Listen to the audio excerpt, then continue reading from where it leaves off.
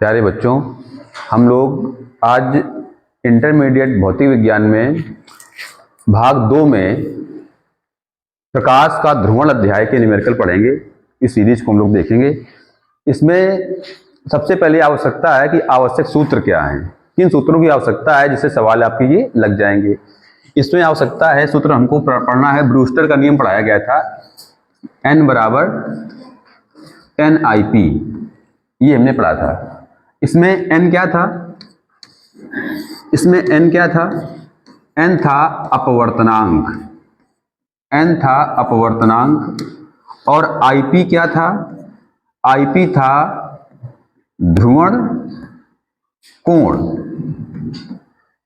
और हमने इसमें एक और कंडीशन पढ़ रखी थी, हमने पढ़ा था कि Ip plus R is equal to 90 degree. ये भी हमने पढ़ रखा था इसी व्यंजक के अंतर्गत, ये हमने पढ़ लिया था। और हमने इसी अध्याय में जब हमने पोलेराइड को पढ़ा था चल के, तब पोलेराइड में हमने मेलस का नियम पढ़ा था। मेलस का नियम क्या था? I is proportional cos square theta. Malus के नियम को यदि आप सीखना चाहें, समझना चाहें, इसकी आउटलाइन देखना चाहें तो कैसे समझेंगे इसको? इसके लिए हमने आपको बताया था कि ये कोई अध्रुवित प्रकाश है। अध्रुवित प्रकाश है ये।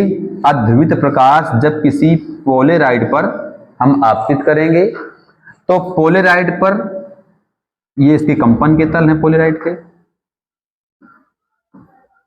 इस पर आपतित करेंगे तो हमें क्या प्राप्त होगा? हमें समतल ध्रुवित प्रकाश प्राप्त होगा। कौन ध्रुवित प्राप्त होगा? समतल ध्रुवित प्रकाश प्राप्त होगा। और इसकी जांच करने के लिए यदि इसके आगे हम एक और पोलेराइड को रख देते हैं, एक और पोलेराइड को रख देते हैं, इसके कंपन के तल मान लीजिए इस प्रकार से कंपन का तल इसका है, रख देते हैं तो हमें फिर जो प्रकाश प्राप्त होगा उससे हम ये तय कर पाएंगे कि ये हमारा प्रकाश कैसा है, ध्रुवित प्रकाश है या नहीं है, ध्रुवित प्रकाश है या नहीं है, ये हम तय कर पाएंगे। तो इसकी जो तीव्रता आती है यहां पर, इसको हम कहते थे क्या? I not. क्या कहते थे? समतल ध्रुवित प्रकाश की तीव्रता क्या कहते थे? I not. और जो अध्रुवित प्रकाश की तीव्रता वो क्या होती थी? I। वो क्या होती थी? I। अच्छा, एक चीज और समझिए, जो यहां से प्रकाश यहां आएगा, इसको पार करके, पोलेराइड को पार करके आएगा, उसकी तीव्रता में कुछ ना कुछ कमी आ जाएगी। वो कमी कितनी थी? वो बताया गया था, जो कमी आएगी वो कितनी आ जाएगी? I नॉट बटे 2। ये तीव्रता किसी हो जाएगी इसकी तीव्रता की क्या हो जाएगी? आधी हो जाएगी। इसकी तीव्रता कैसी हो जाएगी? आधी हो जाएगी। ये बताया गया था आपको। इससे मिला क्या था हमको? इससे हमको मिला ये था मेलस के नियम में कि जो आपतित प्रकाश की तीव्रता है और जो ध्रुवक और विश्लेषक के मध्य कोण बन रहा था, उस कोण की कोज्या का वर्ग क्या कहता? अनुक्रमानुपाती था। इसको कहा गया था मेलस का नियम। इस आधार पर हमने देखा था I बराबर I not cos square theta, ये हमको सूत्र प्राप्त हुआ था। इन्हीं सूत्रों का हम लोग प्रयोग करेंगे और हम लोग न्यूमेरिकल को पढ़ेंगे। हम लोग प्रारंभ करते हैं इस अध्याय में। पहला न्यूमेरिकल है, किसी पारदर्शी माध्यम के लिए ध्रुवण कोण 60 अंश है, माध्यम का अपवर्तनांक ज्ञात कीजिए। प्रश्न कहता है किसी पारदर्शी माध्यम के लिए ध्रुवण कोण कितने अंश है? 60 अंश। तो हमें क्या दिया गया है? हमें दिया गया है ध्रुवण कोण IP बराबर कितने अंश? 60 अंश। उसने कहा माध्यम का अपवर्तनांक क्या होगा? N बराबर वाट। सूत्र कोई है? नहीं लिखवाया सूत्र भी। सूत्र क्या था? N बराबर 10IP। N बराबर 10IP। तो N बराबर 10IP का मान कितना है? 60 अंश। तो ये कितना हो जाएगा? 10 60 की डिग्री का मान क्या होता है? क्या मान है? √3। ये इसका आंसर हो गया। क्वेश्चन नंबर दूसरा कहता है √3 अपवर्तनांक वाले, अपवर्तनांक कितना दिया गया है? √3 ये पहला क्वेश्चन हो गया। दूसरा देखते हैं इसमें। दूसरा क्वेश्चन कहता है √3 अपवर्तनांक वाले माध्यम में अपवर्तनांक दिया गया है n बराबर √3। कहता है ध्रुवण कोण कितना होगा, उसने क्या पूछा है, ध्रुवण कोण IP बराबर वाट। तो लगाइए सूत्र है n बराबर 10 IP। तो क्या बन जाएगा इससे, इससे बन जाएगा n की वैल्यू √3 बराबर क्या 10 IP। हम जानते हैं ये 10 में किसकी वैल्यू है, 10 60 की वैल्यू है ये। तो 10 60 बराबर 10 IP। तुलना में ये 10 हट जाएंगे तो क्या मिलेगा, IP बराबर 60 अंश। यही आंसर हो गया। इसके बाद तीसरा प्रश्न देखते हैं। तीसरा प्रश्न कहता है सूर्य का प्रकाश किसी कांच की मोटी प्लेट पर जिसका अपवर्तनांक दिया गया है, क्या दिया गया है, अपवर्तनांक दिया गया है। n बराबर कितना दिया गया है, 1.732। कहता है पर किस कोण पर आपतित हो कि परावर्तित प्रकाश पूर्णतः समतल ध्रुवित हो। परावर्तित प्रकाश कैसा हो, पूर्णतः समतल ध्रुवित हो। n कांच का अपवर्तनांक क्या होगा, नहीं अपवर्तनांक उसने दिया है, उसने कहा समतल ध्रुवित हो, किस कोण पर आपतित हो। उसने कोण पूछा है कि किस कोण पर आपतित हो, तो कोण हम निकाल देंगे, IP बराबर वाट। सूत्र क्या पढ़ा था, n बराबर 10 IP। n की वैल्यू रखिए 1.732 बराबर 10 IP। आप इस प्रश्न में देखेंगे, इसी प्रश्न में उसने संकेत में हिंट्स किया है कि ये किसकी वैल्यू है, n में 10 में किसकी वैल्यू है, ये 10 60 की। कितनी किसकी वैल्यू है, 10 60 की। तो क्या मिल जाएगा 10 IP। तुलना में हट जाएगा तो क्या मिलेगा, IP बराबर 60 अंश। ये इसका आंसर हो जाएगा। इसको आप नोट कर सकते हैं। अगला क्वेश्चन कहता है वायु के सापेक्ष जल का अपवर्तनांक। प्रश्न में कहा उसने वायु के सापेक्ष जल का अपवर्तनांक 1.33 है। जल के लिए ध्रुवण कोण ज्ञात कीजिए, ये उसने कहा। तो हम सॉल्व करते हैं। उसने क्या कहा, उसने कहा अच्छा कोई प्रश्न आप भौतिक विज्ञान में जब सॉल्व करते हैं तो भौतिक विज्ञान में प्रश्न को सॉल्व करने के लिए सबसे अच्छी विधि ये है कि आप सवाल को पढ़ें और सवाल को पढ़ के जान लें कि क्या दिया गया है और क्या पूछा गया है और क्या सूत्र लगेगा। 3 चीजें यदि आप जान जाते हैं तो सवाल आपके लिए सरल हो जाएगा। तो हम पढ़ते हैं सवाल को। सवाल कहता है वायु के सापेक्ष जल का अपवर्तनांक। उसने क्या दिया, अपवर्तनांक। तो अपवर्तनांक दिया, अपवर्तनांक n बराबर कितना दिया, 1.33। उसने कहा जल के लिए ध्रुवण कोण का मान ज्ञात कीजिए। क्या उसने पूछा, ध्रुवण कोण पूछ दिया। ध्रुवण कोण मतलब IP उसने आपसे पूछ दिया। सूत्र लगा दो, n बराबर 10 IP। n की वैल्यू कितनी दी उसने, 1.33। 10 IP उसने आपसे ये पूछा है। ये किसकी वैल्यू है, आप इसमें देखेंगे तो किसकी वैल्यू है, इसमें हिंट में दिया है उसने। जब इस टाइप की वैल्यू आपसे देख आएगा तो प्रश्न आपको दे देगा वैल्यू, प्रश्न आपको वैल्यू देगा, पुटअप होगी वैल्यू कि इसकी वैल्यू है। इसमें दे रहा है वो कि 1.33 किसकी वैल्यू है, 10 53 डिग्री, कितने की है, 53 अंश है। तो इसको लिख देंगे 10 53 अंश बराबर क्या 10 IP। तुलना में खत्म हो जाएगा ये, तो क्या मिलेगा IP बराबर 53 अंश।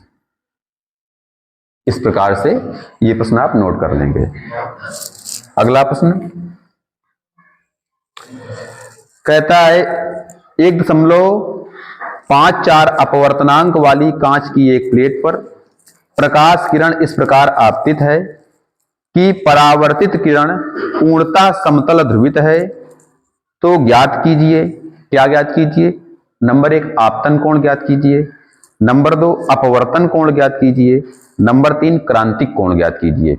उसने बड़ी अच्छी बात उसने कही, उसने कहा 1.54 अपवर्तनांक की एक कांच की प्लेट है, उसने अपवर्तनांक दिया है। उस प्रश्न ने आपको दिया है अपवर्तनांक n बराबर 1.54।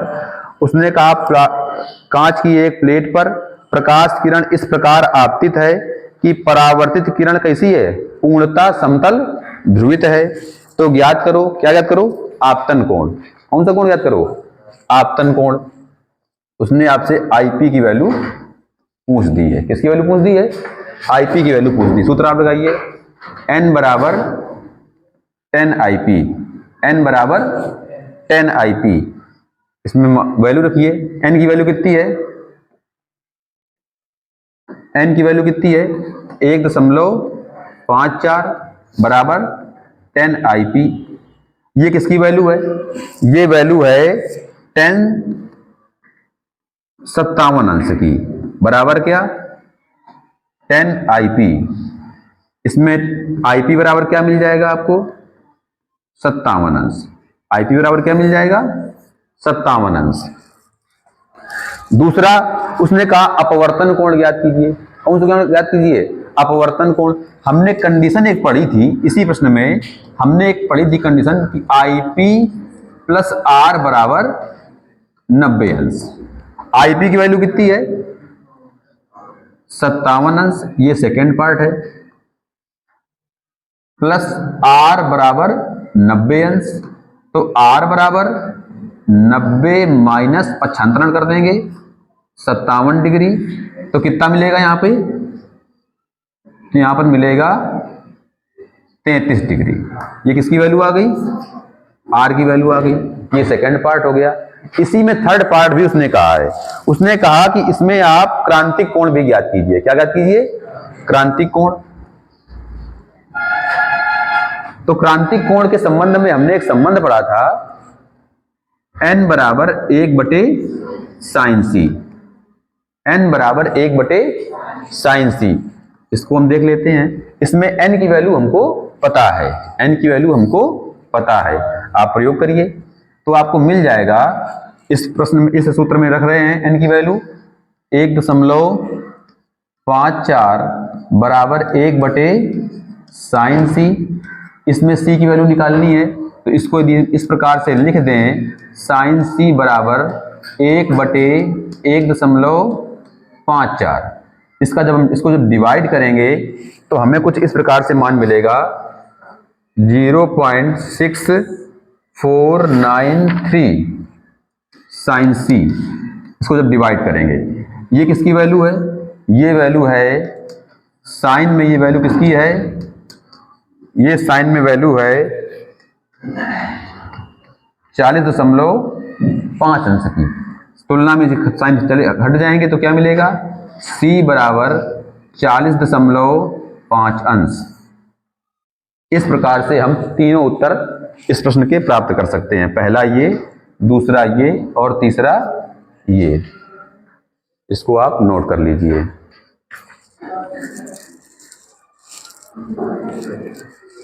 इसी प्रश्न में, इसी टाइप में, इसी क्रम में आगे चले तो अगला प्रश्न क्या कहता है, अगला प्रश्न कहता है किसी पारदर्शी माध्यम का ध्रुवण कोण, ध्रुवण कोण माने आईपी, ध्रुवण कोण माने आईपी की बात कर रहा है प्रश्न। उसने कहा ध्रुवण कोण जो आईपी है वो कितनी है, दो सवाल उसने कंडीशन कही है। उसने कहा पहले पार्ट में 60 अंश है तथा दूसरे पार्ट में कितनी है 30 अंश है, तो माध्यम के अपवर्तनांक की गणना कीजिए, ये उसने कहा। उसने कहा पहले पार्ट में 60 अंश है, तो पहले में इसको हम मान लेते हैं कितने अंश है, 60 अंश है, और दूसरे में इसी को हम मान लेते हैं कितने अंश है, इसको आईपी डैश कह देते हैं। ये कितनी है 30 अंश है। फिर कहता है तो माध्यम का अपवर्तनांक ज्ञात कीजिए। अपवर्तनांक कितना होगा दोनों कंडीशन में, इसमें n की वैल्यू कितनी होगी, इसमें n डैश की वैल्यू कितनी होगी, ये हमें ज्ञात करना है। तो रखिए n बराबर 10 आईपी, इसमें ज्ञात करना है n डैश बराबर 10 आईपी डैश। n बराबर 10 आईपी की वैल्यू कितनी है 60 डिग्री। यहां पर n डैश बराबर 10 आईपी डैश की वैल्यू कितनी है 30 डिग्री। 10 60 की डिग्री कितनी वैल्यू है √3, और 10 30 की वैल्यू कितनी है 1/√3। इस प्रकार से ये दोनों वैल्यू आपकी निकल आती हैं। इसको आप नोट कर सकते हैं। बड़े ही सरल प्रश्न है, कोई कठिन प्रश्न नहीं है इसमें।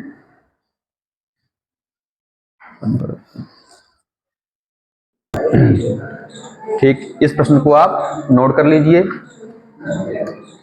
इसी क्रम में अगला प्रश्न कहता है, प्रकाश की एक किरण √3 अपवर्तनांक वाले पारदर्शी पदार्थ की प्लेट पर ध्रुवण कोण पर आपतित है, तो अपवर्तन कोण ज्ञात कीजिए। उसने अपवर्तन कोण पूछा है। अपवर्तन कोण का मतलब आर की वैल्यू उसने आपसे पूछ दी है। उसने आपको दिया क्या है, उसने कहा √3 अपवर्तनांक है। अपवर्तनांक माने n की वैल्यू कितनी है, √3 है, √3 है। कहता है ध्रुवण कोण पर आपतित है, ध्रुवण कोण माने IP पर आपतित है, तो अपवर्तन उसने कहा आप ज्ञात कीजिए अपवर्तन कोण कितना होगा। तो हम जानते हैं n बराबर 10IP। इसमें n की वैल्यू कितनी है, √3 बराबर 10IP।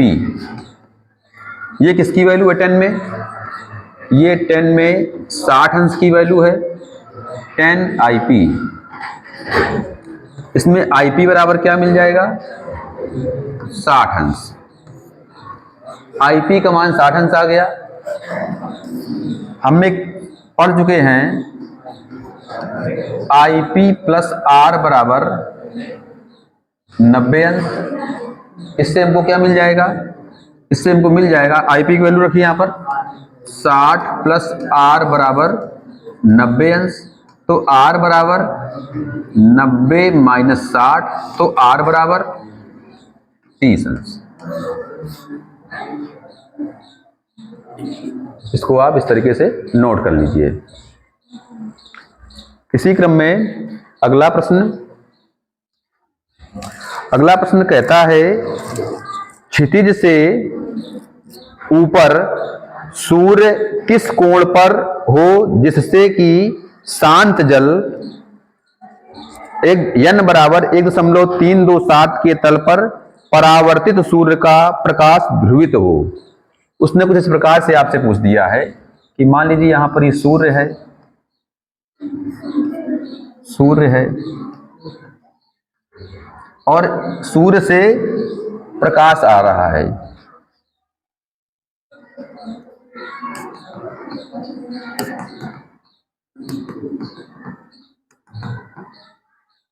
ये प्रकाश सूर्य से आ रहा है और ये प्रकाश समतल ध्रुवित हो जाए, ये वो कह रहा है। यहां पर कोई व्यक्ति है जो इसको देखना चाह रहा है और जब वो देख रहा है तो प्रकाश कैसा हो जाए, समतल ध्रुवित हो जाए। तो ये परावर्तन की घटना हो रही नहीं हो रही है। ये परावर्तन की घटना यदि हो रही तो मध्य में क्या बन रहा होगा देखने के लिए, अभिलंब बन रहा होगा। यदि अभिलंब बन रहा होगा तो ये कोण कौन होगा, आपतन कोण, ध्रुवण कोण। ये कोण कौन सा होगा, अपवर्तन कोण, यही तो होगा। उसने पूछा क्या, उसने कहा आपसे ये प्रश्न में, उसने कहा क्षितिज से ऊपर सूर्य किस कोण पर है। ये जो जल का ये क्षितिज है, इससे जो क्षैतिज तल है, इस तल से सूर्य किस कोण पर है। उसने ये कोण पूछा आपसे कि ये कोण कितना हो जाएगा, ये आप हमको बता दीजिए। ये उसने आपसे पूछ दिया है। ठीक, हम हल करते हैं। जबकि उसने दिया क्या इसमें, उसने n की वैल्यू आपको दी है। इस प्रश्न में n की वैल्यू उसने आपको दी है, वो n की वैल्यू आपको दी है उसने 1.327, ये उसने आपको दी है। उसने कहा बताओ कितने कोण पर ये सूर्य आप यहां से स्थित है। हम हल करते हैं। हम जानते हैं n बराबर 10IP, n की वैल्यू 1.327 बराबर 10IP। ये 10 में किसकी वैल्यू है, ये 10 में 53 डिग्री 53 अंश की ये वैल्यू है, बराबर क्या 10IP। यहां पर IP कितना मिल जाएगा आपको, 53 अंश। कितना मिल जाएगा? 53 अंश। अब आप समझिए उसने पूछा क्या आपसे? उसने आपसे पूछा है कि ये थीटा कितना हो जाएगा। ये थीटा, यदि ये अभिलंब है तो ये कोण कितना बन रहा होगा? 90 डिग्री का, 90 अंश का बन रहा होगा। और 90 अंश में ये मान आपको पता चल गया है, कितना है? 53 डिग्री है ये पता चल गया है। ये तो थीटा कैसे पता चलेगा? इसलिए हम क्या करें, हम लिखें theta is equal to 90 minus IP. 90 minus IP, तो 90 माइनस आईपी की वैल्यू कितनी है? 53। तो कितना बचेगा? तो बचेगा हमारा 37 डिग्री। कितना बचेगा? 37 डिग्री। यही आंसर आ रहा है। इसको आप नोट कर लेंगे। ठीक प्रश्न था, पूछा भी गया है 2014 और 17 में पूछा गया ये प्रश्न। अगला प्रश्न 9 नंबर प्रश्न। ये प्रश्न भी 2011 में पूछा गया है पुस्तक के अनुसार। प्रश्न कहता है एक पारदर्शी माध्यम पर आपतित प्रकाश परावर्तन के बाद पूर्णतः समतल ध्रुवित पाया गया। पूर्णतः समतल ध्रुवित पाया गया। माध्यम के लिए ध्रुवण कोण कितना है? 45 अंश। कितना है? ध्रुवण कोण जो है वो कितना है? 45 अंश है। कहता है माध्यम का अपवर्तनांक तथा अपवर्तन कोण ज्ञात करो। एक तो उसने अपवर्तनांक पूछा आपसे फर्स्ट पार्ट में, और उसने दूसरा क्या पूछा? दूसरे पार्ट में उसने आपसे पूछा अपवर्तन कोण ज्ञात करो। आर की वैल्यू उसने आपसे पूछ दी। तो हम हल करते हैं। हम जानते क्या हैं? फर्स्ट पार्ट हल कर रहे हैं। हम जानते हैं n बराबर 10 IP। तो n की वैल्यू पता नहीं, 10 IP की वैल्यू कितनी है? 45 अंश। 10 45 का मान कितना होता है? 1। ये हम जानते हैं। तो n की वैल्यू कितनी आ गई? 1। सेकेंड पार्ट में उसने क्या कहा? उसने कहा r की वैल्यू बता दीजिए। हम जानते हैं ध्रुवण कोण में हमने कंडीशन पढ़ रखी थी। वो कंडीशन क्या थी?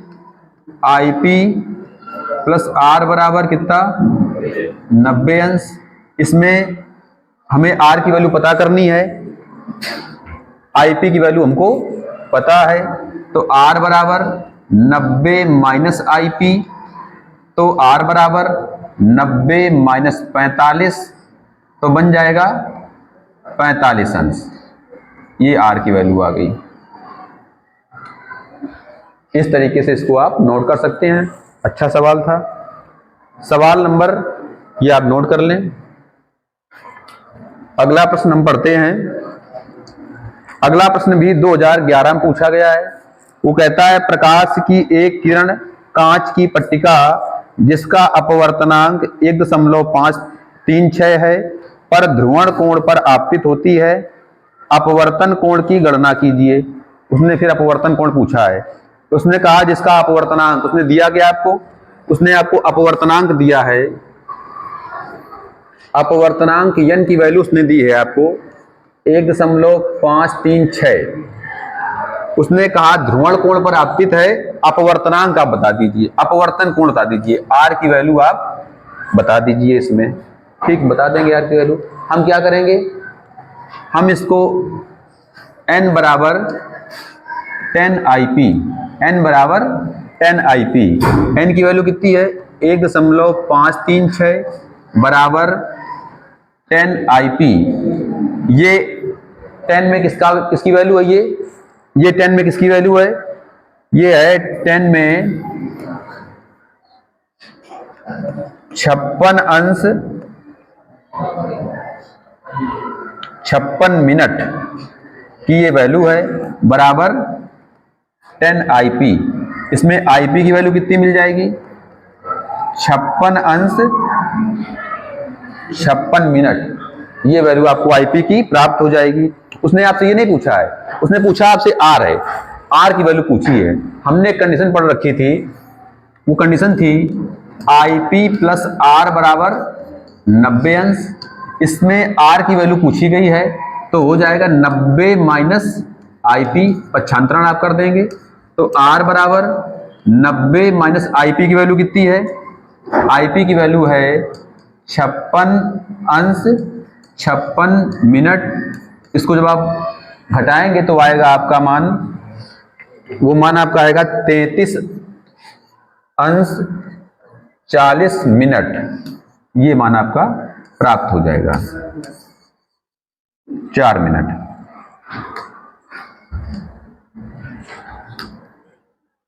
ये मान आपका प्राप्त हो जाएगा, इसको आप नोट कर लीजिए।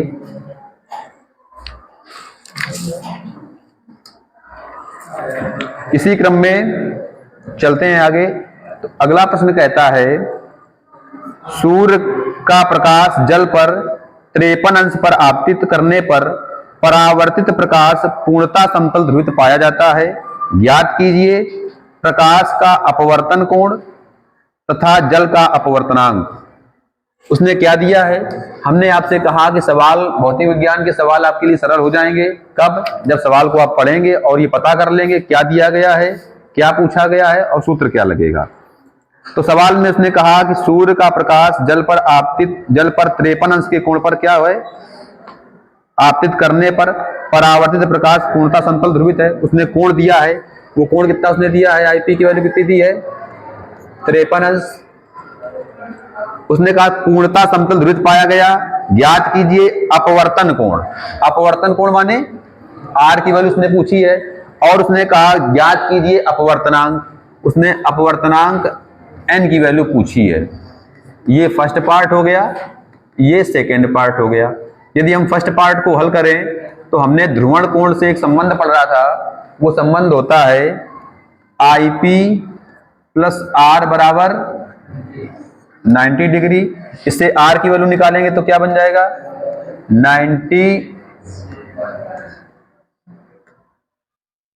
90 माइनस आईपी। इसमें रखेंगे वैल्यू तो क्या बन जाएगी, तो बन जाएगी 90 माइनस आईपी की वैल्यू कितनी है, 53 डिग्री। तो आर बराबर बन जाएगा आपका 37 डिग्री। सेकेंड कंडीशन उसने आपसे पूछी, उसने कहा आपसे कि किसकी वैल्यू बताइए, एन की, अपवर्तनांक की वैल्यू बता दीजिए।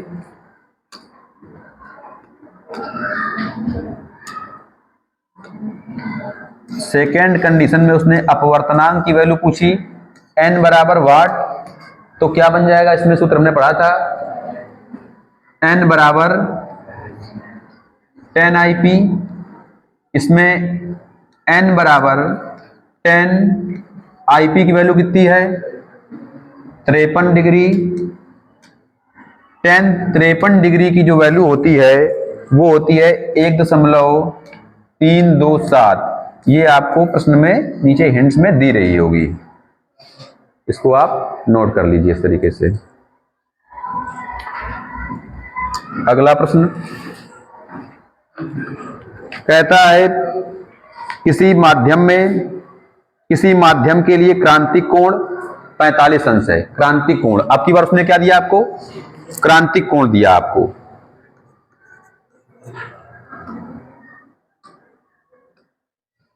क्रांतिक कोण क्या होता है, सी, कितना दिया आपको, 45 अंश। फिर उसने कहा ध्रुवण कोण कितना होगा। ध्रुवण कोण माने उसने पूछा क्या, आईपी की वैल्यू कितनी हो जाएगी, ये आप बता दीजिए। हमने सी के पदों में एक संबंध पढ़ा था, अपवर्तनांक और क्रांतिक कोण के पदों में संबंध n बराबर 1/sin c। हम उसी का प्रयोग करते हैं, n बराबर 1/sin c। इसमें आप निकालिए n की वैल्यू, तो n बराबर 1/sin c की वैल्यू कितनी है, sin c की वैल्यू है 45 अंश। n बराबर 1/sin c की वैल्यू कितनी होती है, 1/√2। ये √2 कहां जाएगा पलट के ऊपर, तो ये आ जाएगा n बराबर √2। और √2 की वैल्यू क्या होती है, 1.414। और यदि हम इसमें 10 की वैल्यू निकालें, ये 10 में इसकी कितनी वैल्यू है, तो इसकी 10 के लिए वैल्यू आपको दी गई है। इसके लिए 10 की वैल्यू है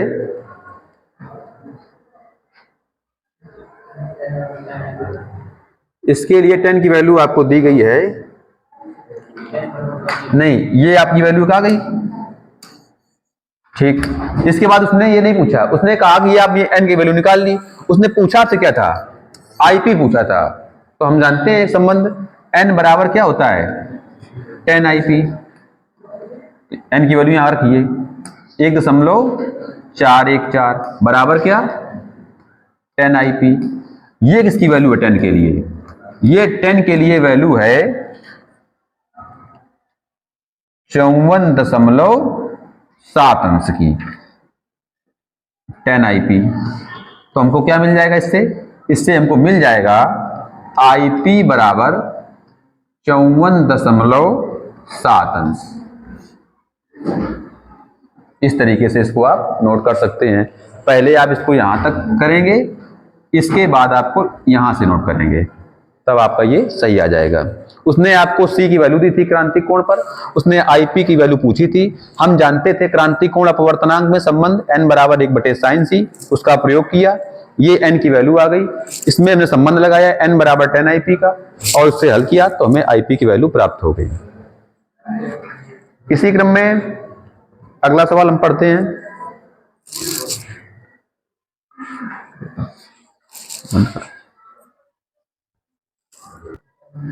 बंद कर दो, बंद, चालू हो गया, ठीक। सवाल नंबर आगे, अगले क्रम में सवाल नंबर 13। सवाल कहता है जल का अपवर्तनांक। अच्छा, जल का अपवर्तनांक कैसे होगा, प्रकाश किरण कहां से आ रही होगी, वायु से आ रही होगी, तभी तो जल में प्रवेश करेगी। तो जल का अपवर्तनांक का अर्थ है, यहां पर उसने क्या आपसे कहा, उसने आपसे कहा ANW, कितनी वैल्यू दी है उसने, जल के अपवर्तनांक का अर्थ है ANW, कितनी वैल्यू है यहां पर 4/3। फिर उसने कहा तथा कांच का अपवर्तनांक। कांच का अपवर्तनांक का क्या अर्थ है यहां पर, कांच के अपवर्तनांक का अर्थ यहां पर है ANG। इसकी वैल्यू उसने कितनी दी है, उसने दी है 3/2। उसने कहा जल का अपवर्तनांक 4/3 तथा कांच का अपवर्तनांक 3/2 है। एक प्रकाश पुंज जल में चलकर कांच में प्रवेश करता है, किस आपतन कोण के लिए परावर्तित प्रकाश पूर्णतः समतल ध्रुवित होगा, ये उसने पूछा है। उसने क्या दिया है, उसने कहा कि जल का अपवर्तनांक, तो जल में किरण कहां से आ रही होगी, वायु से आ रही होगी। सूर्य कहां पर अवस्थित है, वायु से, प्रकाश स्रोत तो है, तो प्रकाश स्रोत जब वायु में है तभी तो प्रकाश आएगा, तो कहां जाएगा, जल में। तो ANW का मान उसने दिया है। तो उसने कहा कांच में, तो कहां से आ रही है, कांच में, वायु से, ANG का मान उसने दिया है। उसने कहा आपसे, उसने कहा ये जा रही है, एक प्रकाश पुंज जल में चलकर कांच में प्रवेश करता है, जल से चलकर कांच में, जल से चलकर कांच में प्रवेश करता है, उसका अर्थ क्या है, WNG। WNG का सूत्र हम जानते हैं क्या होता है, ANG/ANW। ANW, ANG की वैल्यू कितनी है 3/2, ANW की वैल्यू कितनी है 4/3। ये हम सिद्धांत जानते हैं, नियम हल कर देंगे इसको, तो क्या मिलेगा हमको, तो हमको मिलेगा WNG बराबर, करिए 3 त्रिका 9/4 दूनी 8। ये हमको किसका वैल्यू मिलेगी, WNG की। और यही किसकी वैल्यू यहां पर है, अपवर्तनांक n की वैल्यू हम लोग प्रयोग करेंगे, इसको हम प्रयोग करेंगे। फिर उसने क्या कहा, उसने कहा प्रवेश करता है किस आपतन कोण के लिए, किस आपतन कोण के लिए परावर्तित प्रकाश पूर्णतः समतल ध्रुवित होगा, किस आपतन कोण के लिए। उसने IP की वैल्यू आपसे यहां पर क्या कर दी है, पूछ दी है। सूत्र लगाइए, n बराबर 10 IP, n की वैल्यू कितनी है 9/8 बराबर क्या 10 IP। 9/8 को यदि आप सॉल्व करेंगे तो क्या मिलेगा आपको, तो आपको मिलेगा, अब 8 से डिवाइड कर दीजिए 9 को, कितना आएगा, कर दीजिए यहीं पर, 8 एकम 8, फिर कितने बचेंगे 1, 10 हो जाएगा, फिर 8 एकम 8, फिर कितने बचेंगे 8 दूनी 16। ये जो वैल्यू है 10 में 1.125, ये जो वैल्यू है 10 IP, ये जो 10 के लिए जो वैल्यू है ये है 10 48 अंश 22 मिनट की वैल्यू है, बराबर 10 IP। इसमें तुलना में 10 हट जाएगा तो क्या मिलेगा, IP बराबर 48 अंश 22 मिनट। ये आपका आंसर है, ये उसने आपसे पूछा है, इसको आप नोट कर लीजिए इस तरीके से। अगला प्रश्न, अगला प्रश्न बड़ा ही अच्छा प्रश्न है, 2019 में पूछा गया है। कहता है प्रश्न, 16 वाट बटे मीटर स्क्वायर का समतल ध्रुवित प्रकाश एक पोलेराइड पर इस प्रकार आपतित होता है कि उसके वैद्युत वेक्टर के कंपन पोलेराइड के संचरण अक्ष से 30 अंश कोण बनाते हैं। पोलेराइड से निर्गत प्रकाश की तीव्रता कितनी होगी, ये उसने आपसे पूछा है।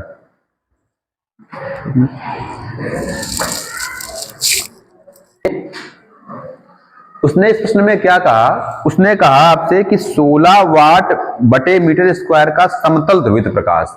हमने आपको समझाया था कि जो ये अध्रुवित प्रकाश है, अध्रुवित प्रकाश जो ये है, ये प्रकाश जब हम किसी पर डालते हैं, किसी पोलेराइड पर आपतित करते हैं, तब हमें जो प्रकाश प्राप्त होता है वो प्रकाश होता है समतल ध्रुवित प्रकाश, और इसकी तीव्रता क्या होती है, I0। क्या होती है, I0।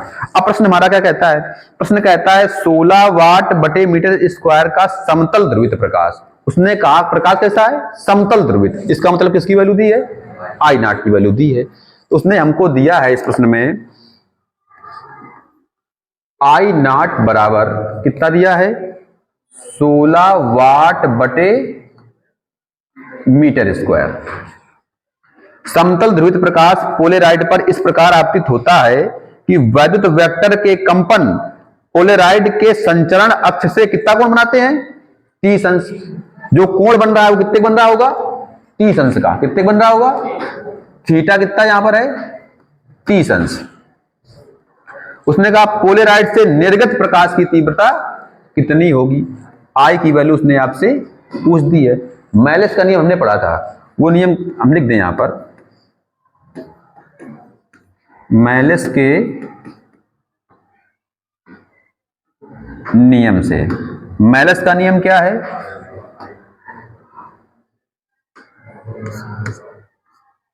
मैलेस के नियम से, मैलेस का नियम क्या है, I बराबर I0 कॉस स्क्वायर थीटा। इसका यदि हम प्रयोग करें तो क्या बन जाएगा,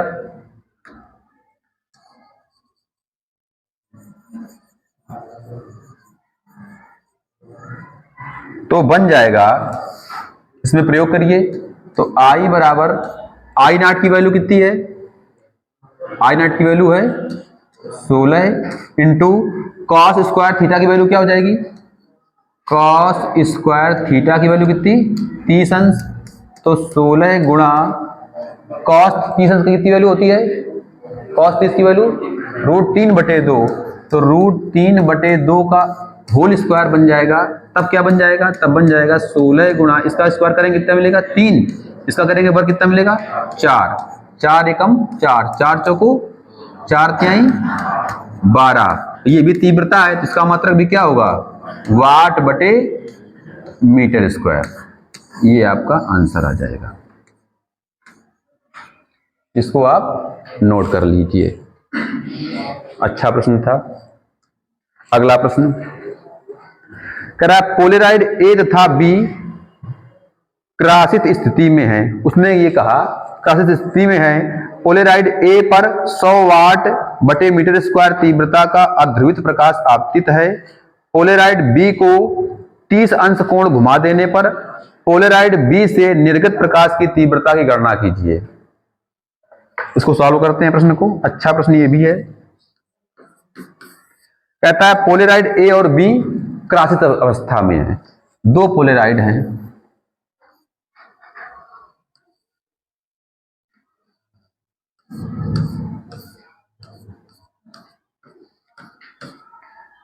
इसके कंपन के तल यदि ऐसे हैं तो इसके कंपन के तल ऐसे हो जाएंगे, तभी तो अवस्था बनेगी क्रॉसित अवस्था। उसने कहा क्रसित अवस्था में है,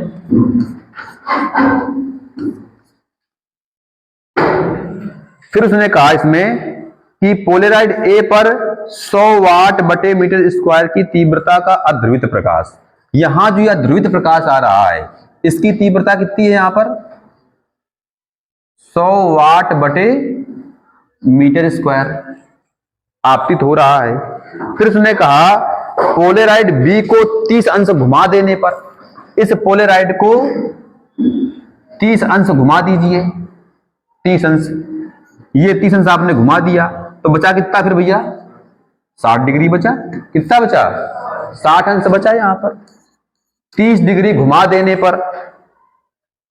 फिर कहता है घुमा देने पर पोलेराइड बी से निर्गत प्रकाश की तीव्रता की गणना करो। उसने कहा यहां से जो प्रकाश निकलेगा उसकी तीव्रता माने आई की वैल्यू आप हमें बता देना।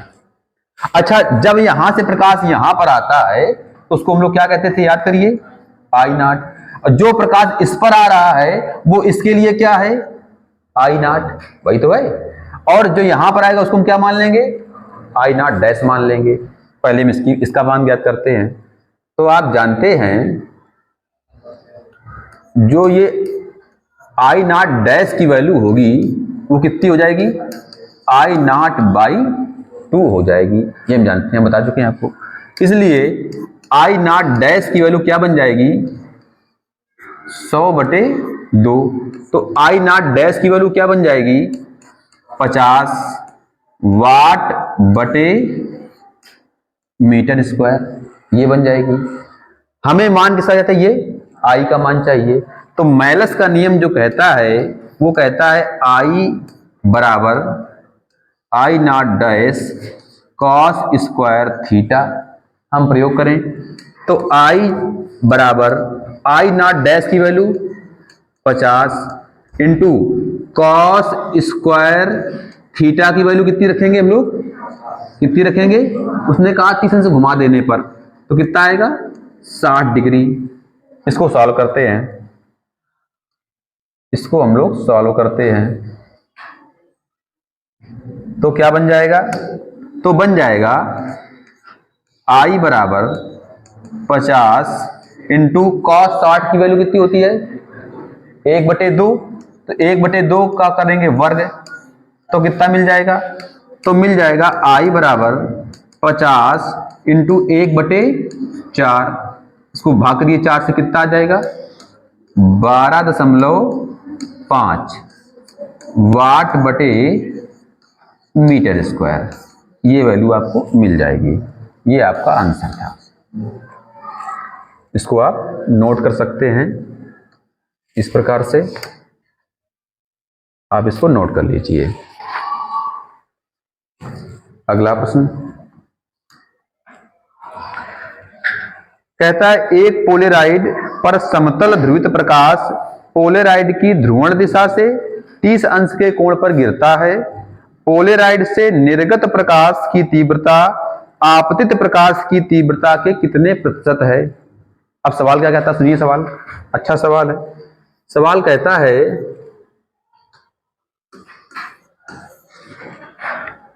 पोलेराइड पर समतल ध्रुवित प्रकाश पोलेराइड की ध्रुवण दिशा से 30 अंश के कोण पर गिरता है। समतल ध्रुवित प्रकाश कितने अंश पर गिरता है, 30 अंश पर। माने थीटा की वैल्यू कितनी दी उसने आपको, 30 अंश दी दी है। फिर उसने कहा पोलेराइड से निर्गत प्रकाश की तीव्रता और आपतित प्रकाश की तीव्रता में कितने प्रतिशत है। उसने आपसे पूछा है कि जो निर्गत तीव्रता है आई और जो आपतित तीव्रता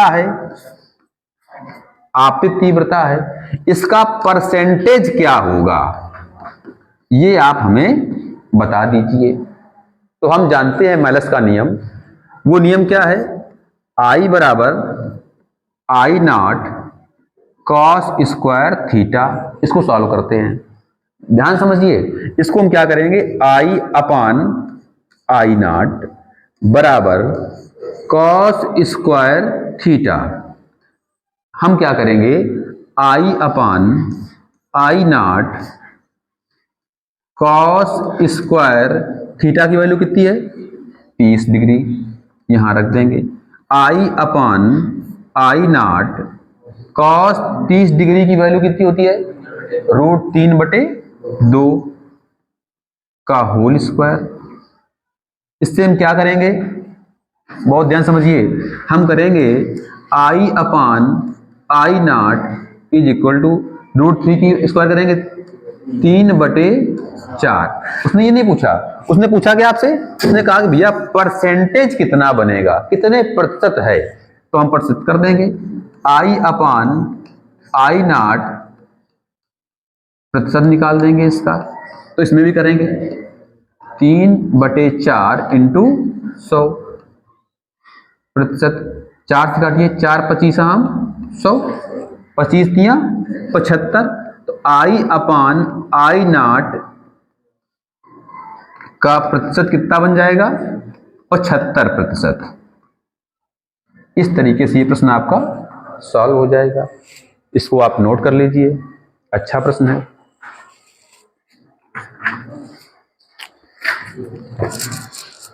इसी क्रम में अगला प्रश्न कहता है, पोलेराइड पर समतल ध्रुवित प्रकाश पोलेराइड की ध्रुवण दिशा से 60 अंश के कोण पर गिरता है। समतल ध्रुवित प्रकाश गिरता है, इसलिए किसकी वैल्यू दी गई है आपको, सुन लीजिए पूरा प्रश्न। कह रहा है पोलेराइड पर समतल ध्रुवित प्रकाश पोलेराइड की ध्रुवण दिशा से 60 अंश के कोण पर गिरता है। पोलेराइड से निर्गत प्रकाश की तीव्रता आपतित प्रकाश की तीव्रता से कितने प्रतिशत होगी। उसने आपसे कहा पोलेराइड पर समतल ध्रुवित प्रकाश कितने अंश के कोण पर, 60 अंश के कोण पर। थीटा की वैल्यू कितनी उसने कह दी, 60 अंश कह दी। उसने कहा जो आपतित प्रकाश, जो निर्गत प्रकाश की तीव्रता है, निर्गत कौन होती है, आई, आपतित प्रकाश की तीव्रता के कितने प्रतिशत है, ये उसने आपसे पूछ दिया है। बिल्कुल सेम कंडीशन का सवाल हो गया जो पिछले लगाया है। मेलस का सिद्धांत क्या कहता है, आई बराबर I naught cos square theta. प्रयोग करें इसमें, बहुत ध्यान समझिए, आई अपॉन आई नॉट बराबर कॉस स्क्वायर थीटा। मान रखते हैं I upon I naught cos square theta की वैल्यू कितनी, 60 degree. I upon I naught cos 60 की का क्या वैल्यू होती है, 1/2 का स्क्वायर कर देंगे। तो आई अपॉन आई नॉट 1/2 का वर्ग करेंगे कितना आएगा, 1/4। उसने ये वैल्यू आपसे नहीं पूछी है, उसने आपसे ये वैल्यू पूछी है। हम प्रयोग करेंगे, हम परसेंटेज कर देंगे इसका, आई अपॉन आई नॉट, तो क्या बन जाएगा मान हमारा बन जाएगा 1/4 इंटू प्रतिशत निकाल देंगे इसका, परसेंटेज कितना बन जाएगा, 25। तो आई अपॉन आई नॉट इंटू प्रतिशत मान कितना बन जाएगा, 25%। ये आपका आंसर हो जाएगा। इस तरीके से सवाल को आप सीख सकते हैं, नोट कर लीजिए इसको। 2009 में ये सवाल पूछा भी गया है। अगला प्रश्न कह रहा है, दो पोलेराइड इस प्रकार रखे हैं कि उनकी ध्रुवण दिशाओं के बीच 45 अंश का कोण है। कितना कोण है, 45 अंश का कोण है। सवाल सुन लीजिए पहले। फिर कह रहा है, दो पोलेराइड इस प्रकार रखे हैं कि उनकी ध्रुवण दिशाओं के बीच 45 अंश का कोण है। यदि पहले पोलेराइड पर साधारण प्रकाश आपतित हो तो दूसरे पोलेराइड से निर्गत प्रकाश की तीव्रता आपतित प्रकाश की तीव्रता के कितने प्रतिशत होगी। ये उसने आपसे पूछा है, इसको सॉल्व करते हैं। इस प्रश्न को हम पढ़ते हैं। उसने कहा कि दो पोलेराइड इस प्रकार रखे हैं कि उनकी ध्रुवण दिशाओं के बीच कितने अंश का कोण हो, 45 अंश का कोण हो, 45 अंश का कोण हो।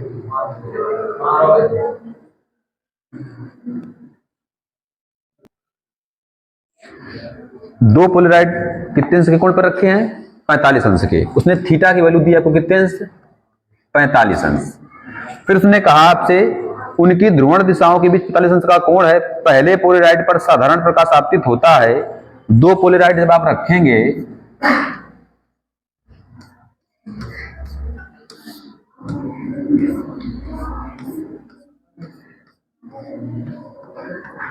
तो जो आपको समतल ध्रुवित प्रकाश प्राप्त होगा, हम कंडीशन जानते हैं, जो समतल ध्रुवित प्रकाश प्राप्त होगा वो इसका कैसे होगा, आधा।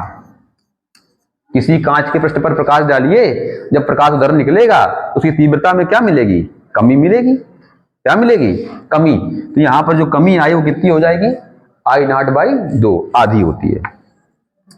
उसने कहा कि आपतित होता है तो इनके निर्गत प्रकाश की तीव्रता, निर्गत तीव्रता कितनी होगी, निर्गत तीव्रता क्या कहेंगे, I। निर्गत तीव्रता और इस तीव्रता में क्या करिए, इनका जो कितना प्रतिशत है, कितना परसेंटेज बनेगा वो बताइए। वही इस तरीका हम लोग हल करते हैं। I बराबर मैलस के नियम से I बराबर I0 cos square theta. I बराबर I0 की वैल्यू कितनी रखेंगे, I0/2 into cos square theta की वैल्यू कितनी रखेंगे, 45।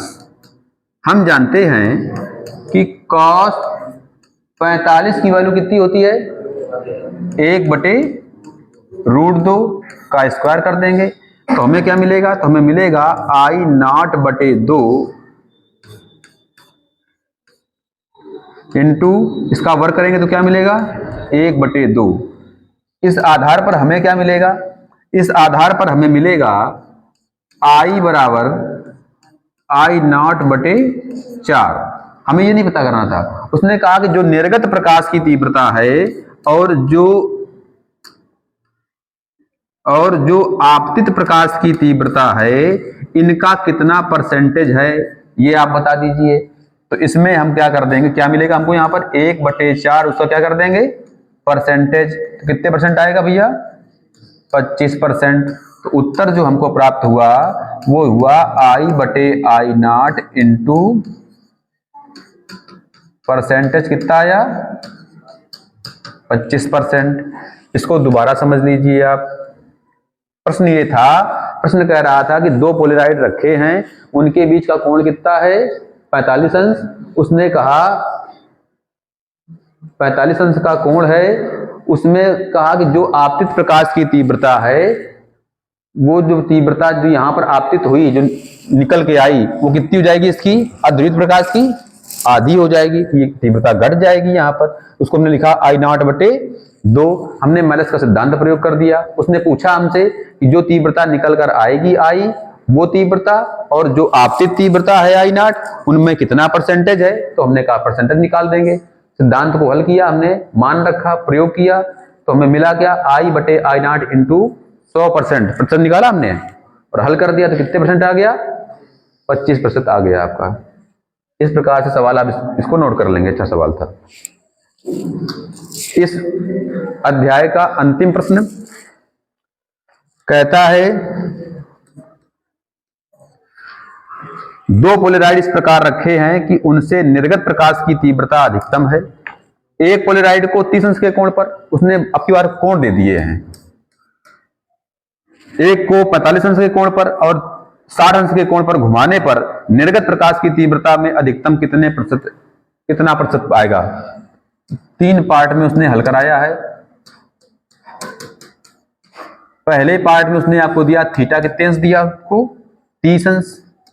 दूसरे पार्ट में थीटा को कितना दिया, 45 अंश। और तीसरे पार्ट में थीटा आपको दिया उसने 60 अंश। उसने तीनों पार्ट में ये पूछा कि जो आप निर्गत है और जो आपतित है, उनमें कितना परसेंटेज है। निर्गत कौन होता है, I, और आपतित कौन होता है, I0। उसका परसेंटेज उसने आपसे तीनों प्रश्नों में पूछ दिया है। हम हल करते हैं। हम जानते हैं मैलस का नियम, I बराबर I0 cos square theta. I बराबर I0 cos स्क्वायर थीटा की वैल्यू कितनी है, 30 अंश। I/I0 बराबर cos 30 का मान कितना होता है, √3/2 का स्क्वायर। तो हमको क्या मिल जाएगा इससे, 3/2। 4। उसने ये नहीं पूछा हमसे, उसने कहा आप बताइए परसेंटेज कितना आएगा। तो I/I0 बराबर 3/4 प्रतिशत पूछा है उसने, तो परसेंटेज निकाल देंगे तो मिलेगा 3/4 इंटू प्रतिशत कितना आएगा 25, तो कितना बन जाएगा 75%। पहला आंसर यही आ रहा है।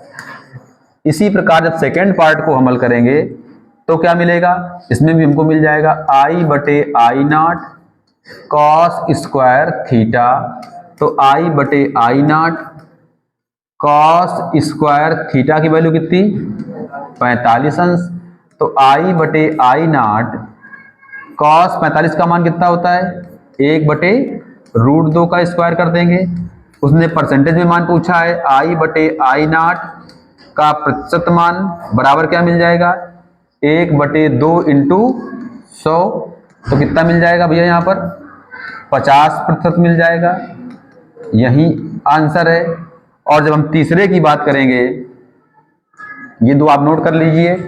और इसी प्रकार जब हम तीसरे की बात करेंगे तो तीसरे में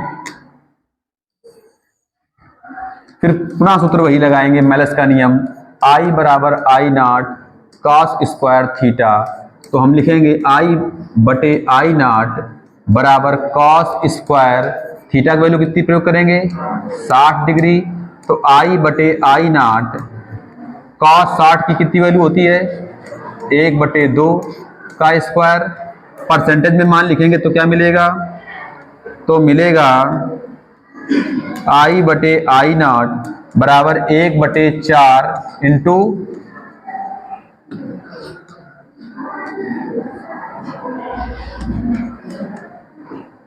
100%। कितना आएगा यहाँ पर 25%।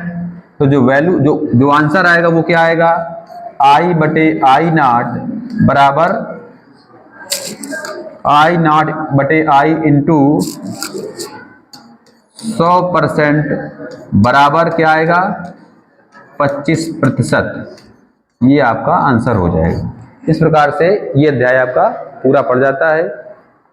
नेक्स्ट वीडियो में हम लोग अगले अध्याय के न्यूमेरिकल की बात करेंगे, चर्चा करेंगे।